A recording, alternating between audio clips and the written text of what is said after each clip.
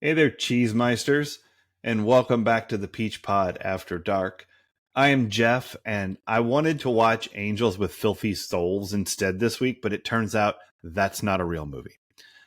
And joining me on the other end of the internet, my host. I'm Leslie, and I'm gonna give you to the count of 10 to get your ugly, yellow, no good keister off my property before I pump your guts full of lead. See? Even your favorite part of this movie is Angels with Filthy Souls. Absolutely! I love telling people Merry Christmas, you filthy animal. Yep. That is a line that carries through for sure. So this week, Cheesemeisters, we are watching Home Alone, the 1991 Christmas crime masterpiece. Yeah.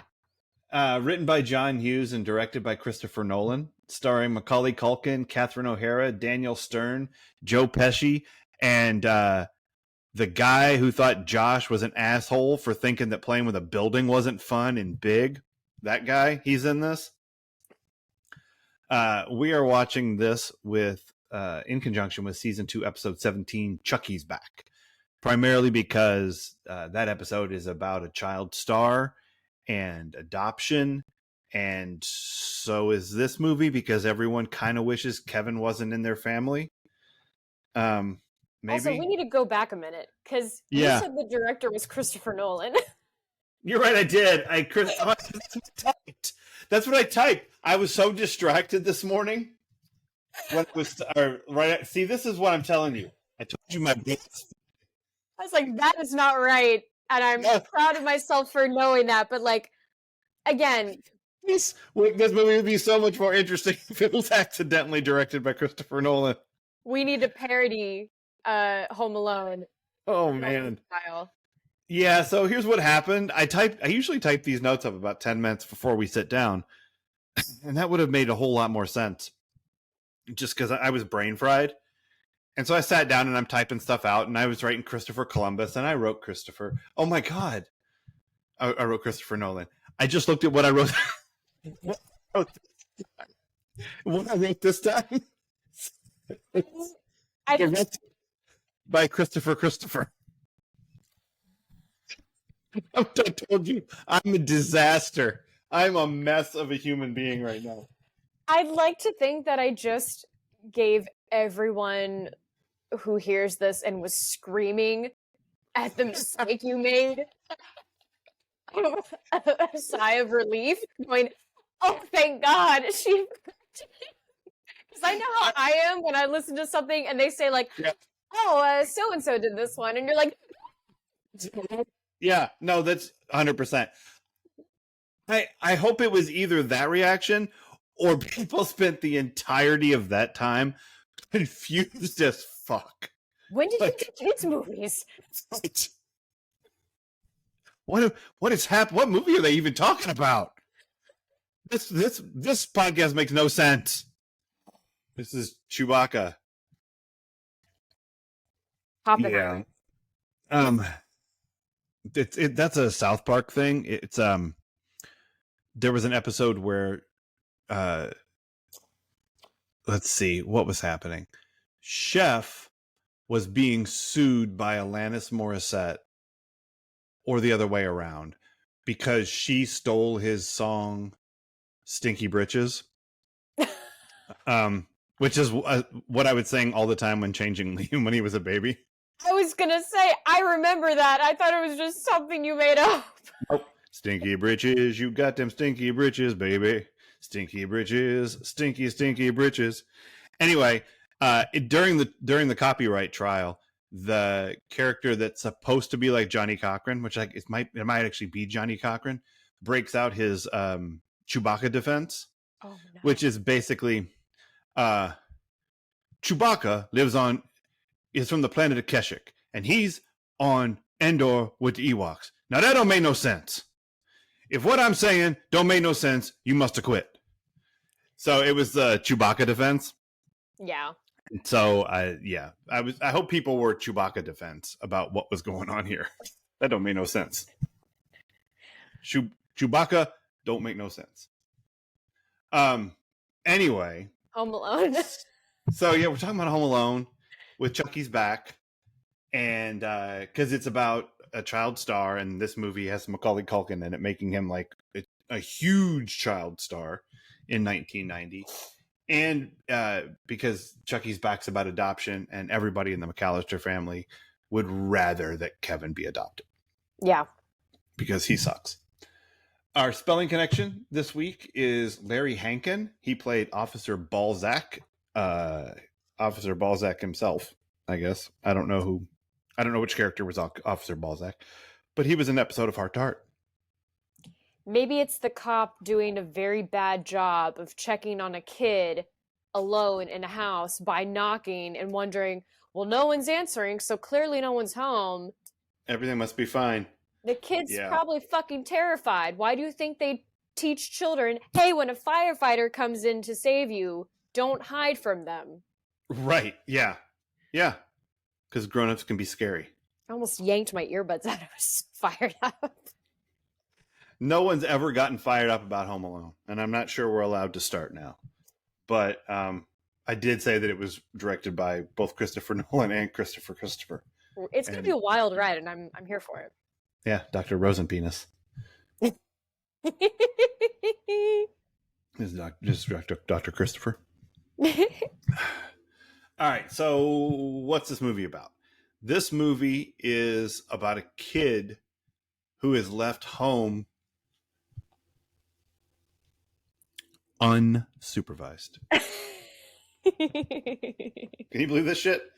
This kid's left. He's by himself. Like, he's alone, but don't worry about it because he's at home. Yeah, in a nice fucking house. Oh, a very nice house.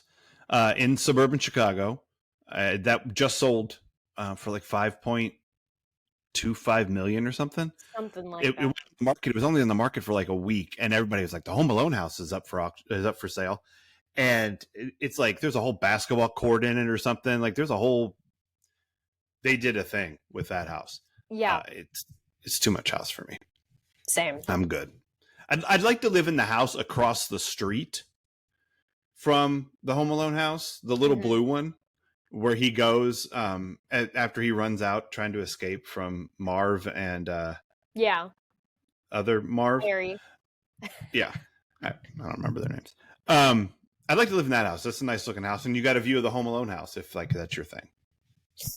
You know, I like the tree. That seems like a better deal. I bet the tree house is a decent size for. If it's still there. Yeah, if they still have a tree house. It's a long time ago. Things out in the elements and whatnot. That's true. So I don't know. But yeah, so this kid is left at home alone on purpose because he sucks.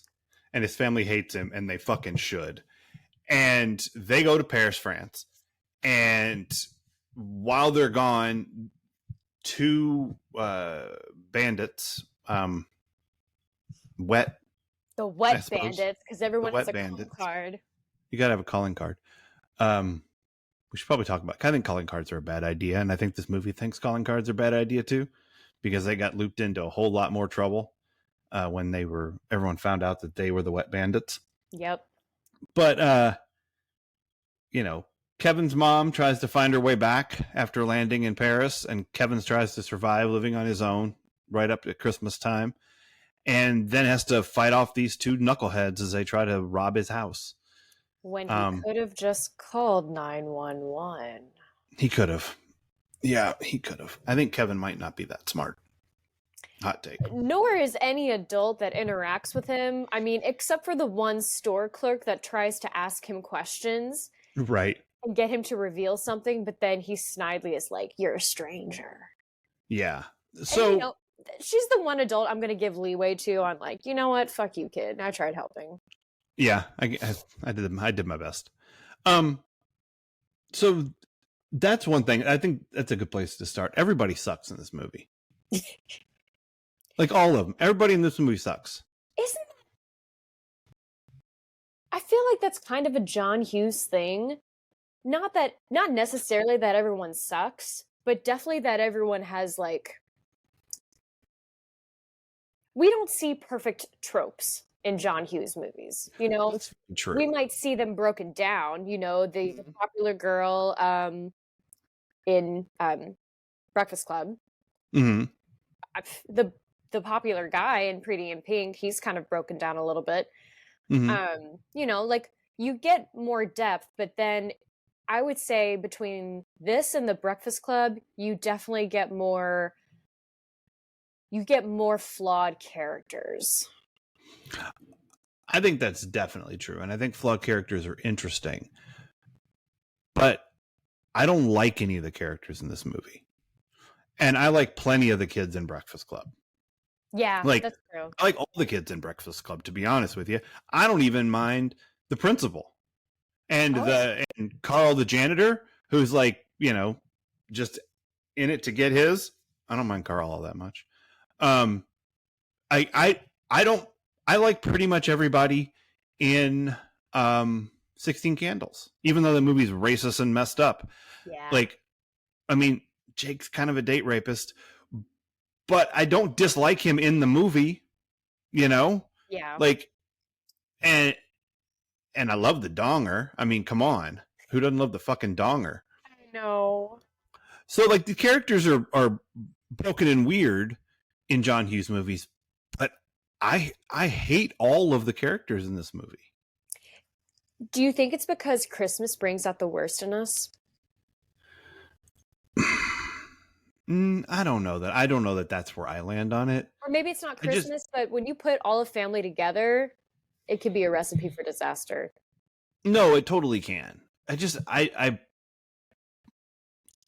blame the movie. Like, here's the thing. I don't like this movie. Yeah. And like, I saw it when it came out, and I was like 14. I was the perfect age for this movie, and I thought it was hilarious. We saw it in the theater, me and a couple of other high school friends, because I was like a freshman in high school or something. Yeah. And this may have been one of the first movies I went to without an adult, you know, with like just other kids. And we laughed our asses off.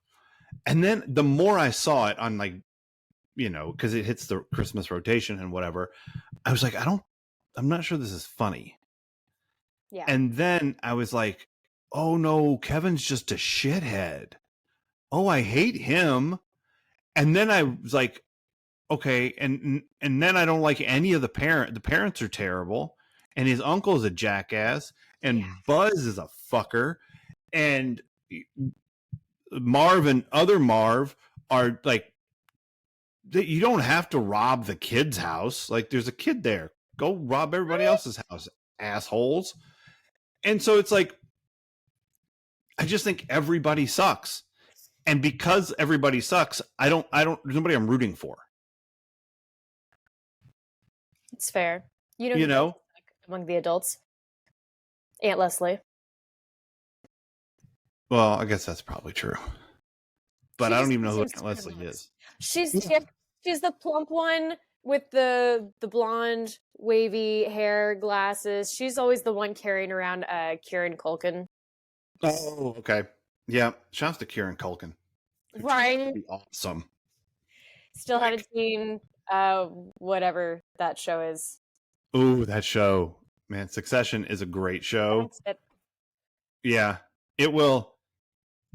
That's, you know, speaking of shows where you don't like any of the characters, everybody in that show is terrible.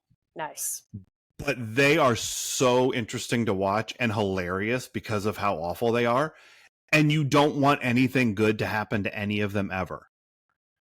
And somehow, about 8 episodes into season 1, you realize this is the greatest show you've ever seen. Like, it's amazing. Yeah. Yeah, it is an amazing feat to have a show full of unlikable characters be that good and that compelling. Because everyone in here is unlikable, and I don't care about what happens in this movie. Yeah, it's funny. This has always been a holiday movie that I can just like, I don't need it. It's never on my I have to watch this. But you know, if I'm at my parents' or someone else's and it's on TBS, then like I'll take this over Christmas Story any day. Oh, interesting. Okay. I'm just not a fan of it. I'm not going to knock it for people who love it because people love Sure. it. But yeah, you know, I don't opt for this one because it means at some point I'm going to have to avert my gaze from the tarantula. Trigger warning, tarantula. Yeah. And, talk about something I would definitely never do as an actor. Like, I don't think you could pay me enough to say, we want to put a tarantula on your face. Yeah. Am I dead? Right. No? Yeah. Then it's not happening. Okay, so that's interesting. I'd sort of forgotten about this topic, but since you mentioned it, of all the things that Kevin does to Marv and other Marv, one, are any of them funny to you? And two, which one of them, I know that the answer is tarantula now, but like accepting tarantula, do you go, oh, fuck no, I don't even want to see that? So that one has always been the worst for me. I think when I was like much younger, I could handle it a little better, but I don't like how hairy they are. Yeah. And knowing that like when they get scared, they shed their hair so that it's I didn't know that. That's interesting. Itchy. Listen, you got to know your enemy. Anyway,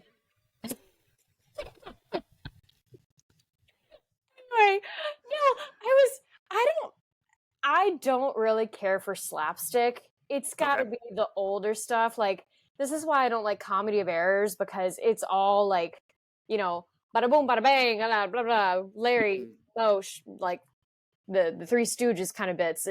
I think it's funny to kids because for some reason they're sadists and they want to see people get hurt. Mm-hmm. I think of the things that looks most horrifying to me aside from the spider. I've got the one you told me in my head, but I don't want to say it. Oh, actually, no, when he gets his head lit on fire. Yeah. Yes. That's hard. Yeah. That one I don't mind so much. Like, I know that that's terrible and that would really, really hurt, but it doesn't give me the cringe that some of the other stuff does. Obviously, putting your feet on like the ornaments or anything. Excuse me. Being barefoot out in the elements, no for me. Yeah. I think for me, it's the stepping on the nail. Yeah. Like, so I've stepped on a tack before, and that hurts like a motherfucker. And I've stepped on a lot of Lego as the parent of a child, and that is painful. That huge spike nail right in the pad of his foot, I can't even look at it. Yeah. And as someone who has slipped on icy stairs, that's not funny. That hurts a lot. Like, that hurts a lot. Well, and I mean, as I was watching this, I looked over at Walter and I was like, this shit would have killed them. Yes, it would. He was like, oh, there's actually a site that lists all the ways that they should, or like, not even just this movie, but many other movies where like, this is where the character would have actually died. And I did because that sounds fascinating to me. Right. And I think it's dangerous PR that we're putting out there to people, or it's dangerous propaganda that we're putting out there to people that if you have all this happen to you, you're going to survive. Right. Yeah. The one thing that made me laugh and still kind of makes me chuckle a little bit is when he gets tarred and feathered. Like, that's funny. Like, that's clever. Yeah. And that one works for me, but the rest of it doesn't. None of it makes me laugh. I think falling down can be funny, but it just doesn't hit me here. The movie bits, obviously, whenever he's like just trolling people by playing the movie in the background and then lighting fireworks, like that's really funny. But I don't know. I don't know if you have this, but I've noticed that a lot of stuff that I liked as a kid is horrifying to watch as an adult because you're like, he's threatening to bite off a kid's fingers one Right. by one. Yeah. But even before that point, like, I don't want to say I understand why they were robbing people at Christmas. That's terrible. Mhm. But like, Right. why did it have to be a house with a child? Why do you want Right. that challenge? Because anything that happens to that kid is going to put you in jail for so much longer than you Yeah. like. It just it puts a much more sinister air about them than we get from how they perform, which kudos to those actors. Right. But yeah, it's creepy. Yeah, it's a high risk, low reward situation. Yeah. I mean, like, okay, they got a lot of nice stuff in this house. You get all of it. Like, whatever you can fit in your van, you get it all. In the process, you either have to harm the kid, right, so that you can get out of the house, kidnap the kid, murder the kid. Yeah. And that increases the years on your sentence exponentially, way more than getting all the loot, which is what you're there for to begin with. So it's a terrible plan. But in their defense, Kevin sucks. Yeah. He's a bully. And his parents left him on purpose. And she's only coming back so that it seems like she gave a shit. Because secretly she's like, oh, that kid, he was too much work. And I got like 14 other children here. They're all terrible, and I'm a bad mom, but maybe it gets a little bit easier if I don't have to deal with this little fucker. Maybe she should have made it so. Oh, she could have gone girl to herself. That's a lot. That's a lot of effort. It is a lot of effort, but this way she could have gotten away from her family because it seems like she really, honestly, like, I like the mom. The mom says some rough stuff, but I'm like, man, but I've been there with the one student pushes your buttons too much and you're just like, yeah, you know, in the kid way, fuck you, but not actual fuck you, because, you know, right. terrible. Yeah, it just, I think the movie doesn't, I was watching this and I don't want to just shit on it, but I wanted to figure out why I didn't like it, like why it doesn't work for me, because lots of people like this movie. And there are times when, like, for example, I didn't find it funny when they slipped on the cars and fell, even though like they took 2 flat back bumps really well, like that they nailed that. And I don't really find it funny when they take the can in the face and fall down off the stairs. But have you seen The Birdcage? I have. So you know how Haggador Spartacus doesn't wear the shoes because they make him fall down? Yeah. And then there's the scene, like he says that and why he always goes barefoot, and then they make him wear the shoes. And then he has to run, and he just goes and just drops out of frame. Yeah. And it's one of the funniest falls I've ever seen in television or movie history. And it's because they set it up with the whole shoes, I don't wear the shoes, they make me fall down. And you kind of forget about it. And then all of the antics ramp up. And the way he falls flat out the bottom of the frame is so goddamn funny. And that just feels natural. I think slapstick or physical comedy is funny when it's not trying to be funny. When you have moments like people just getting slapped and punched and horrifying stuff happening to them, like, this movie is big on the scream and or like the silly man scream, because I guess the trope men don't scream. I don't know. Yeah, it's just ridiculous. Yeah, and I wish that it, so I watched it and I was like, well, I don't think it's funny because in order for those jokes to land, I kind of have to care. Right? Like, I have to be, what's that? I think the Polka King is funny. I think the Poker King is funny because that's John Candy. Like that whole situation is really funny when they're sitting in the back of the truck, which I was like, I'm pretty sure that's not legal. Right. And she's like, I'm a bad mother. I'm a bad mother, which I thought, where's this coming from now? Right. You had all plane rights to do this, but okay. Yeah. And he's listing off like, well, this guy, he's never even met his kids. It's like, right. Jeez. Here's why that scene is like, that scene's funny, but I liked it a lot better when it was called Planes, Trains, and Automobiles. I see. You know what I mean? Like John Candy trying to get home at Christmas time or help somebody get home at Christmas time. I've seen that, and I saw it executed to perfection. And this is fine, Yeah. you know, but I don't care if she gets home. I thought of someone to root for, or at least someone that I root for. I root for the South Bend Shovel Slayer.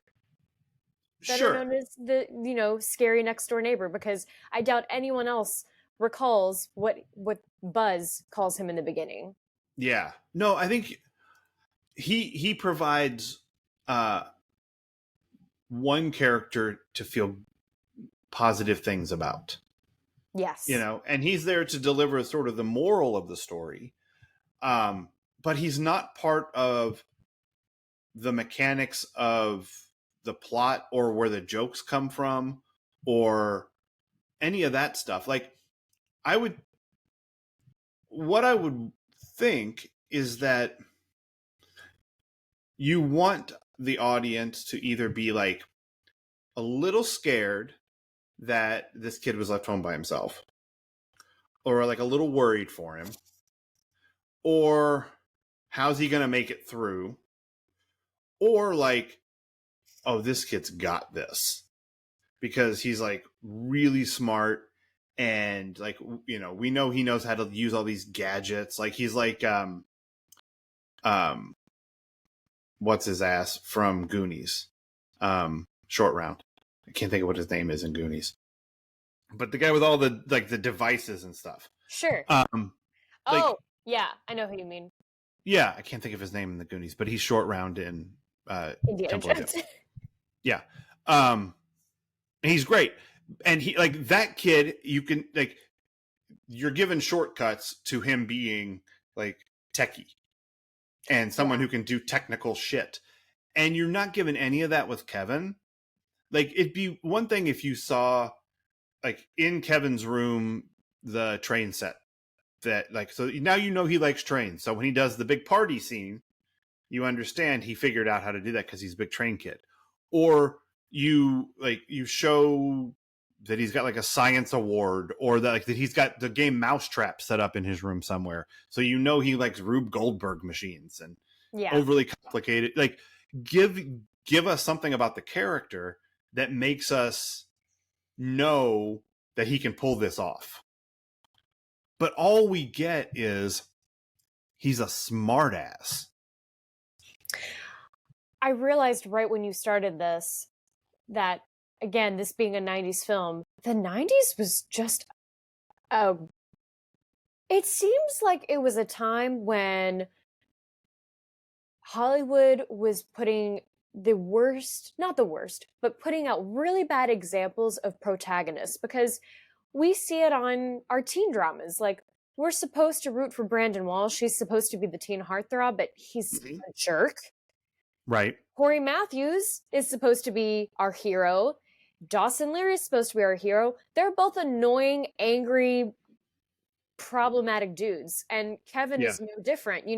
For some reason, we're supposed to root for this kid to beat the adults, but the adults that are worth beating because they're not his family.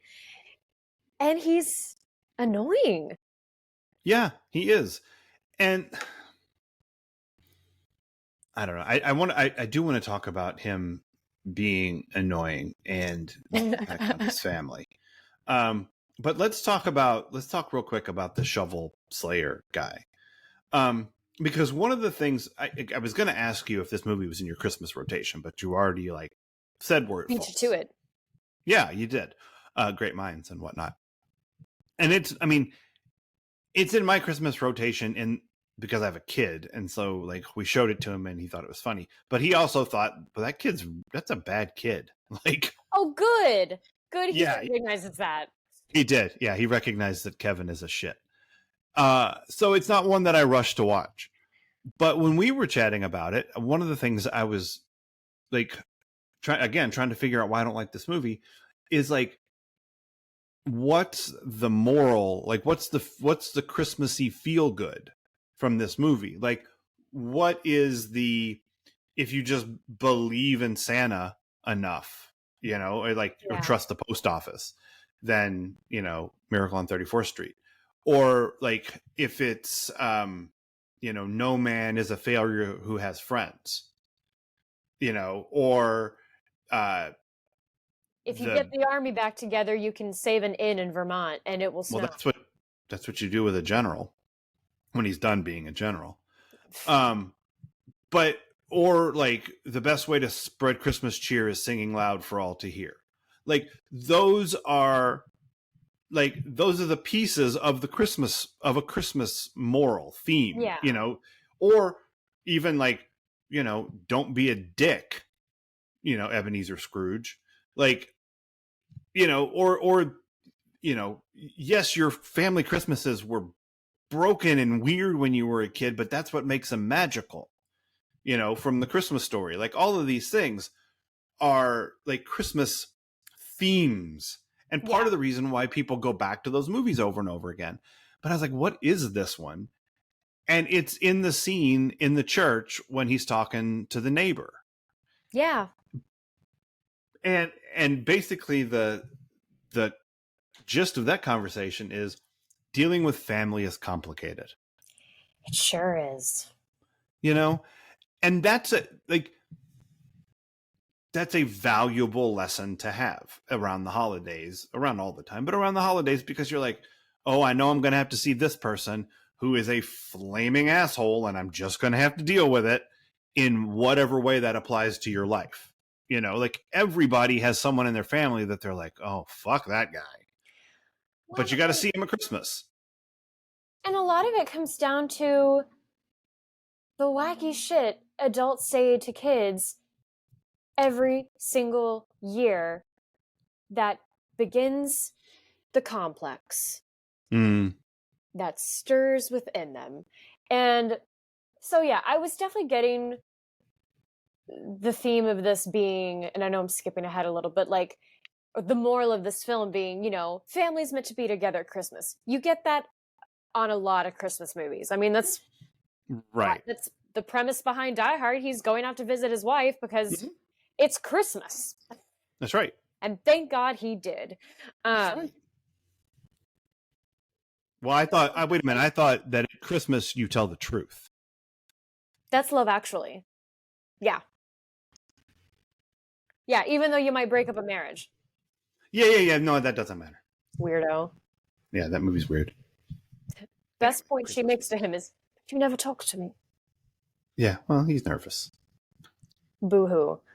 Yeah. Anyway. There's a zombie apocalypse coming, and he's the only one who knows about it. Great segue into, if you've never seen Anna and the Apocalypse, that is on my Christmas rotation. It's fantastic. I've never even heard of this movie. Okay. It's like a Scottish indie film set in a Z-Poc, and it's a musical. Damn, that's like all the boxes checked. I know. But yeah. So I do like the fact that the neighbor brings up that, dealing with family is complicated, because it is. He doesn't sugarcoat it. And I mean, the ending does wrap it up nicely because it's a movie. It's a kid's movie. But, what we don't see is that, like, the son probably brought the family over because it's Christmas. But will they have problems again come January? Yes. Like, it's just the great circle of life. Yeah, it's complicated. That doesn't mean it's not worth doing. Yeah. But it also doesn't mean that it's sunshine, lollipops, and rainbows and everything that's wonderful is what we feel when we're together. Like, that's not what it is for everybody. And that's a very 90s Christmas moral. Like, yes, it's important to be with your family at the holidays, that doesn't mean it's easy. No, and I would say one of the few good things about the internet is nowadays you do get more memes shared at Christmas about like, hey, you do whatever you need to do to get through the holidays with people that like created all these triggers for you. And, it's like, because oftentimes I myself have to weigh the option of like, well, do I be sad at home or do I be sad away from family? It's kind of like, which place has cookies? I mean, both. Okay. But it is fun to make cookies with my mom because we'll have White Christmas on in the background and be singing along, and or just any of our favorite. Although she'll try to put a Hallmark on, and I have to protest. Oh, your mom's a big fan of gazebos, huh? I told her I would at least accept a Hallmark job if I ever got it, but like I'm not watching them until then. I don't need to. Listen, here's the problem. You're perfectly positioned to go and be the heroine of a Hallmark movie because you live in a big city. And I want to go home. You go home at the holidays, and there's probably someone there like with a carpenter's belt on or something. And like whatever happens from that point forward is whatever happens from that point forward, but the setup is there for you to live a Hallmark movie. Sorry, Walter. I'm going to rearrange it. My perfect Hallmark movie for me to be in, not to watch, but for me to be in would be I come home for the holidays and then, I don't know, I find out they're going to shut down some puppy farm and I'm like, no, I will save all these dogs. And then, oh no, it's 101 Dalmatians and I have to take them all in. And then somehow I win the lottery so I can take all of those dogs back with me to New York, and it's great. The end of the movie could have just been you found a puppy farm and you went in and laid down and they ran all over you and played and licked your face. Like that, the end. Nothing else has to happen after that. I do love that. The moral of this Christmas story is puppies are good. They are. Yeah, who's going to argue with that? I think you get lots of people rooting for you if you're the main character who ends up in a puppy pile. Right? Yeah, no notes. That's getting greenlit tomorrow. Call me. And it's called The Princess of Puppy Farm. Hell, I'll write it too. There you go. Yeah, write what you want to see yourself in. Exterior Christmas Eve. A puppy clump. Please. Cut to sad woman in New York hating life. Oh darn! If only I could go home. Yeah. And it's like every line of dialogue is like there's like a fade or a wipe to puppies, and then we wipe back to the sadness, and then to the puppies. Yeah. Wait, but I also need to be like a bookstore owner. Oh well, yeah. Somebody has to be a bookstore owner. That's two of my favorite things in there. We gotta have puppies and books. Yeah, that's a good idea. Yep. All right. I think we're onto something here. We are, but we are way off of Home Alone. Yes, exactly. It's okay. I don't hate this movie. It's fine. I just don't think it's funny, and so I don't know. Welcome to the side I'm usually on of this conversation. Like, deeply meh. Although I'm less than meh. I don't like this movie, but I don't think you're a bad person if you think Home Alone is funny. Like, knock yourself out. It just doesn't get me where I need to be. The music is what gets it for me. But again, we'll get to that. I would keep jumping ahead. Let's have some intimate adventures with this shitty little kid. So this movie brings up a really cool opportunity to discuss why an IC is a good idea, even on a kid's film. Mm-hmm. Because, and I tell people this all the time, like, I'm not just cultivating relationships, like, I'm not just choreographing a kiss or something more. Like, I've had to choreograph someone playing a father and daughter to make sure it doesn't look weird, you know? Sure. And those are with like adult actors, and that's easier to do with adult actors because they have a better understanding of checking in with each other's boundaries. A kid's not necessarily going to know, or they might not know how to voice them. And an adult actor, that's going to be weird if they go up to a kid and say, well, where am I allowed to touch you? Right. You Yeah. know? So I wrote down a list. Well, first of all, actually, let me go back a little bit, because the physical relationship amongst the family was not good. You know, I would say the big moment we get is at the very end. You know, we have this, the mom and Kevin moment is beautiful. You know, they hug, they connect, like there was an ease between them that wasn't there with anyone else. And I would wager that there was no discussion. Like, it seems right, though. It seems right from a story standpoint. Like, they're the only ones whose relationship has changed in any way. I feel like the dad could have. Okay, so here's my thing with the dad. Because even though he goes through the motions, nothing is happening in his eyes. No, he didn't care. He did not care. And I wish they had just had him do like a head tousle thing. No, he didn't care. Like, that's like, he wouldn't do that because he didn't give a shit. The character doesn't care. The siblings don't care. They're irritated that they had to come back from Paris. They don't like Kevin. He's a disease. They all have lines saying, like, how are you doing, Kevin? Or glad you didn't burn the place down. Like, they all have lines acknowledging that they are happy to see he's okay and they're happy to be home. And we don't see that.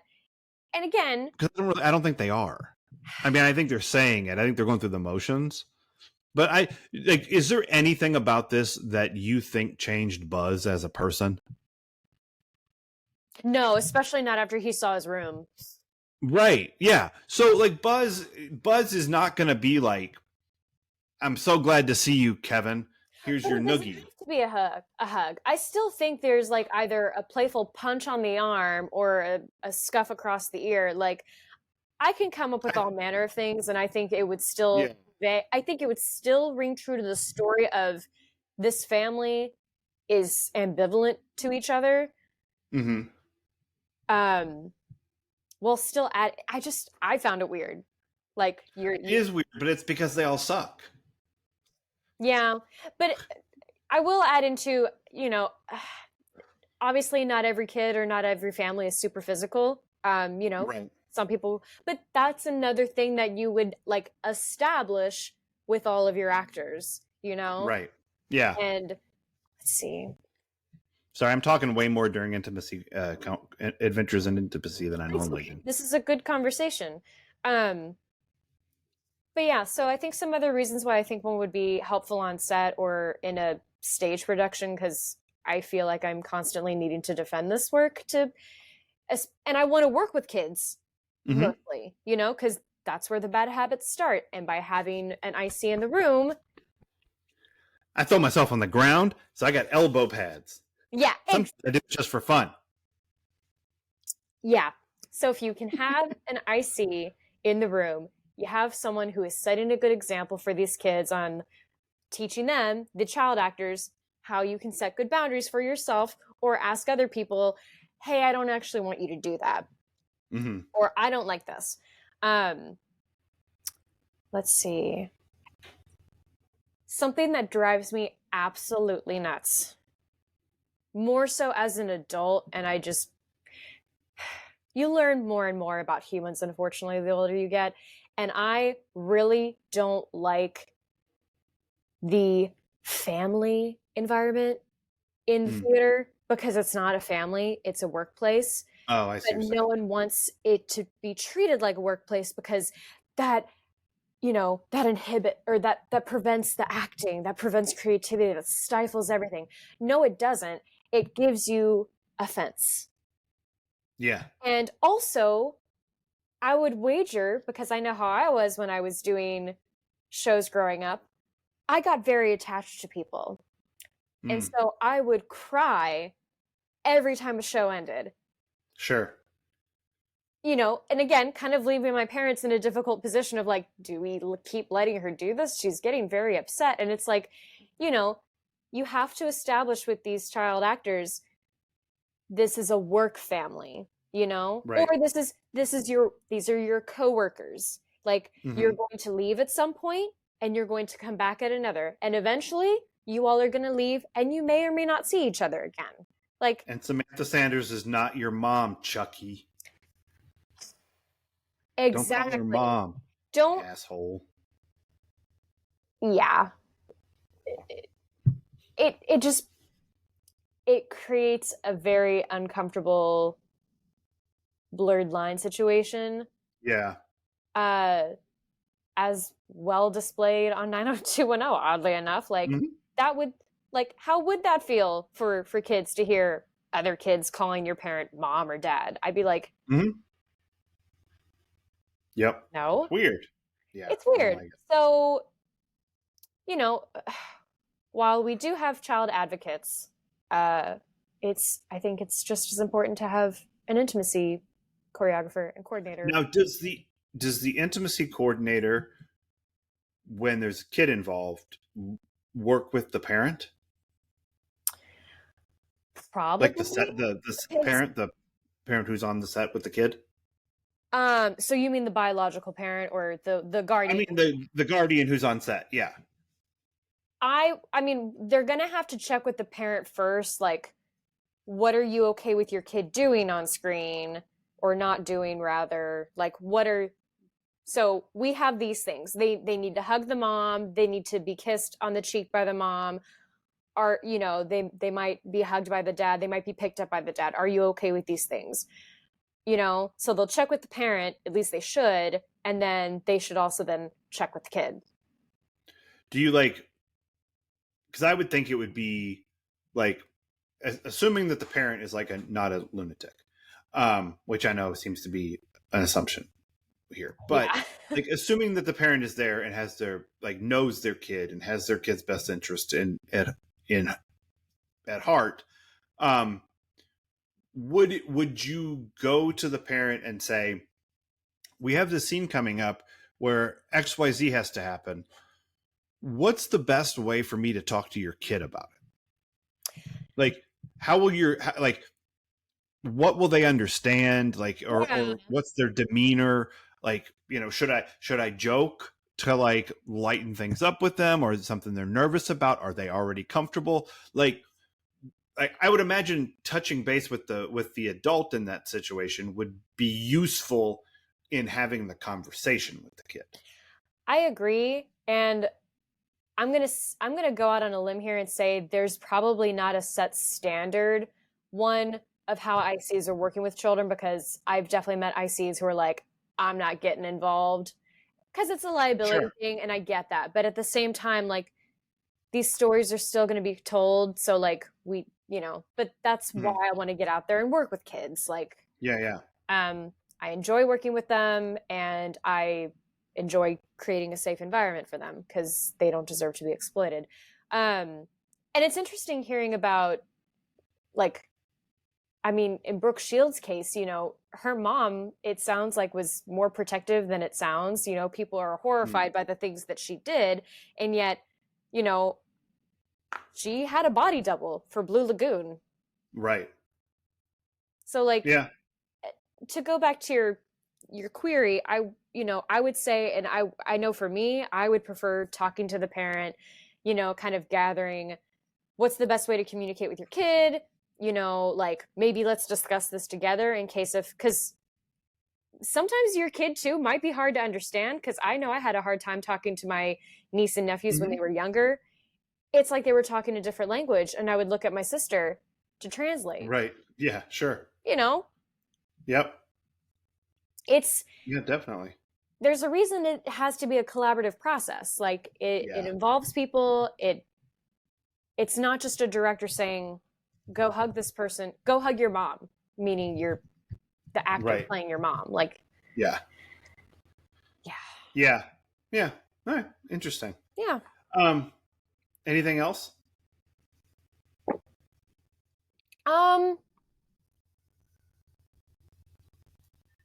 Not that I can think of. Okay. I think it helps that it was a little boy lead, because I feel like so often when it's a little girl lead, there's always a lot more physicality to it, like kissing her on her head, pinching her cheek, kissing her on the cheek, commenting on her how pretty she is, and all these things. Right. And so it's a lot more relaxing for Yeah. me when you're watching a little boy be the lead, because they don't say these things. They don't treat it the same way. Yeah. Yeah. That's interesting. Yeah. All right. Would you like to climb to the top of the steps with me, get on a sled that points directly down the stairs and does not align with the door, Nope. but still somehow make it out the door and across the street into Needle Drop Forest? It's called angling. Yeah, absolutely. There's no fucking that sled is smacking into the wall, and Kevin's dead. getting about 40 stitches. Yeah, No, dead. They find him like the Wicked Witch of the West underneath, just smashed. Yeah. Oh my god. I don't understand why he takes a shot from the top of the stairs showing that it doesn't line up and then has him go right at the whatever. Not the point of Needle Drop Forest, but that sled thing has always bothered me. So, the needle drop in this movie is just a shit ton of Christmas music. Yeah. But there is the most iconic one being Somewhere in My Memory. Okay, that's not the one that jumps to my mind. So what scene is that from? It's the one that's often playing. You hear it Christmas morning. Okay. The do do do do do. Do you know which one I'm talking about? I'm just blanking on it. But okay, so it's always playing in the more sentimental moments of the movie. Is it just score? No, there's words to it. Oh, okay. Okay. Yeah, it'll start out, I think, as score, and then eventually you hear a children's chorus. It's definitely in the final scene. Gotcha. Okay. The one that sticks out for me is the White Christmas montage. You know? Yeah. Because one, I just like that song. But yeah, that's when I think of Christmas music in this movie, that's what I think of, is that part of the movie. Okay. Yeah. I don't know, but there's a lot to choose from. I mean, they got the Grinch in there, you know, there's a lot of other Christmassy things. When my first year in the Singing Hoosiers, when we got our Christmas sheet music, one of the songs was like music from Home Alone, and everyone freaked out because they thought we were going to get to sing Somewhere in My Memory. And the music director immediately squashed that and was like, no, we're doing this other one. And we all were like, where is this in the movie? It's like a brief blurb in the very beginning when they first show the house. Oh, real estate scam. Disappointing, but yeah, that's good. I don't like it. I wish you got to sing the one you wanted to sing. You know, and I mean, again, not if I had my druthers and, you know, was given like, what's the song you have to sing every Christmas from a movie? And it's going to be, I always have to play Christmas Time Is Here from Charlie Brown, because it speaks to my wearied seasonal affective disorder. It's perfect. I get it. Yep. I mean, yeah, I love all the sad Christmas songs, but yeah, that one's, if I'm going to pick one iconic from a movie, it's going to be that one. Yeah, that one, it's a strong contender for sure. I'd have fonder feelings if I liked the movie. Boo! I know. So let me ask you this in What Else Time. Because I texted you about this and I had this thought when I was watching the movie. Usually, if there's a movie you've seen a whole bunch, it's because it's a movie you like. Like, you want to go back and watch this movie repeatedly. Mm-hmm. And even, like, when I was a kid, there were no movies you were watching repeatedly until I was probably 10 or 11. You know, that like there were you could catch things on TV sometimes, but you mostly weren't seeing things multiple times, unless it was The Wizard of Oz and the Sound of Music, because they were on one time every year. Yep. So it was like a whole big thing. Like when that comes on, you watch this movie, yay! And so like I have very fond feelings for both those movies. Neither one of them is anywhere near my favorite of anything, but I like The Wizard of Oz and I like Sound of Music quite a bit because I saw them a whole bunch. But once we got into like cable and VCRs and DVDs and all movie rentals, and you can watch it again and again, the only things that I've seen a million times are things that I love. Yeah. Except for this. I've seen this movie probably 50 times and I don't particularly like it. And that's kind of weird. I think a lot of people's pick for the type of movie you're talking about would have to be a holiday film, because that's the shit we're like constantly bombarded with the most. Uh-huh. Like, yeah, there's going to be certain movies that are going to be on TBS, like more often than not. But again, that changes as new films become available for them to like make more exciting for people to tune in. Sure. I had a hard time coming up with one, so I'm just going to stick with the one I told you, but also add in, because I feel like I've seen Christmas Story quite a bit.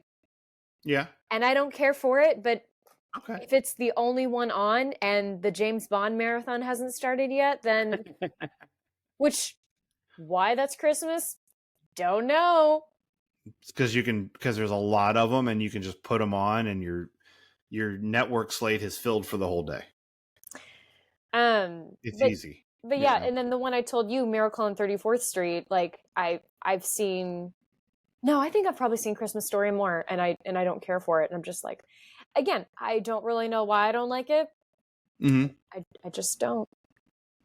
I get it. Yeah. No, I'm not saying you should have one. I don't think most people have a movie that they watched a bunch of times that they don't like.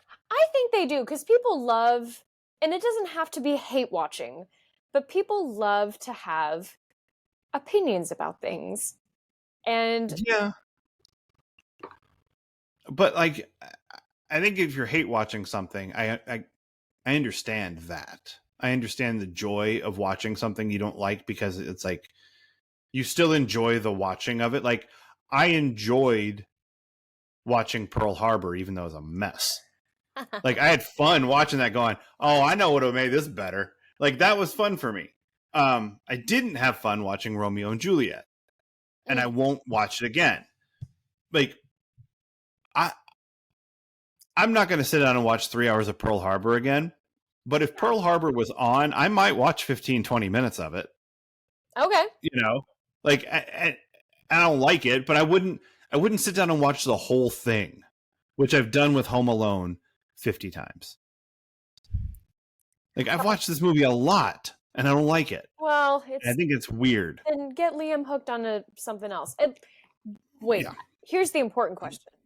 Does he make you watch all the others, even the ones that aren't Macaulay Culkin? No, he doesn't even care. Like we watched this movie, he thought it was funny. He insisted on watching it this year. We need to watch Home Alone. We need to watch Home Alone. But it's also like, hey, we haven't watched Frosty yet. You're right. We got to watch Frosty. Like there's the ones you got to watch. You've got your rotation of things that you really want to see, and for different reasons. Right. Yeah. I mean, that's one that I really enjoy. I don't think he cares so much for that one. I love that one. I like it too. Okay, all right. Get off this island. Hey, we're not going to let Rudolph play with our reindeer games, right? Okay. Blink. Yeah, everybody bullies Rudolph. It's rough. Even Santa. Santa's a dick. Oh my God, you know why? Because he has an eating disorder. Oh, yeah, Santa has, his weight fluctuates on an unhealthy amount. Oh my God, I just realized. Santa has IBS. Oh, poor Santa. And weight. And he's happy. Oh, Santa, I understand you now. Yeah, but still be nice to the reindeer. I mean, yeah, I wouldn't make fun of a reindeer with a pimple for a nose. No, that's just mean. whatever. And like his dad puts clay over his nose. And then he talked like this. Oh, I'm cute! I'm cute! He said I'm cute! I used to run around the house quoting that movie. Nice. There's nothing wrong with that. I think that's a wonderful way to spend most of December. Right? Yeah. I was a delightful child. You're still a delightful child. Even though you're a grown-up. Yep. No one can see my fake cigarette. Put that out. Yeah, put that out. I don't want that. All right. Do you have what else? What else do you have for what else time? Oh, gosh. I don't think I do. A lot of my what else stuff we sort of talked about up in the front.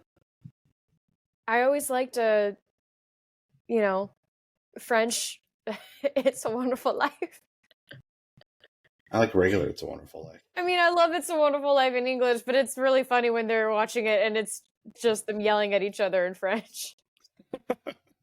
I assume that's what most movies are in French when you translate them. Just yelling.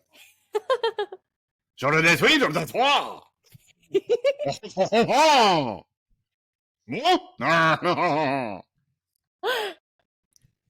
There's one impression I do really, really well, and it's the farmer in Shaun the Sheep.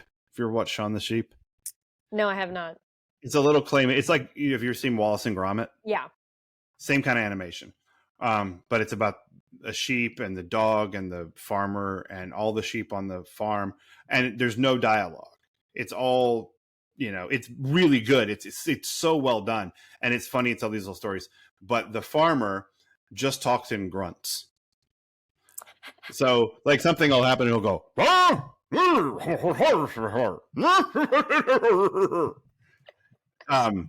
it's great. It's the best impression I have.